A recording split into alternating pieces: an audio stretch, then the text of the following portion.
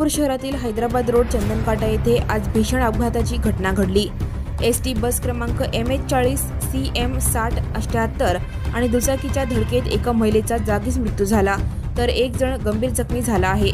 मृत महिलेचे नाव शहनाज महबूब शेख, वय 34, राहणार कुंभारी, दक्षिण सोलापूर असे आहे, तर तिचे पती महबूब नबीलाल शेख, वय 38, राहणार कुंभारी, दक्षिण सोलापूर हे गंभीर जखमी झाले आहेत। प्राप्त माहितीनुसार हे दाम्पत्य तांदुळवाडी येथील नातेवाईकांच्या लग्नात दुचाकी क्रमांक MH13 EM 3131 वरून परतत असताना हैदराबाद रोड चंदनकाटा येथे हा अपघात घडला।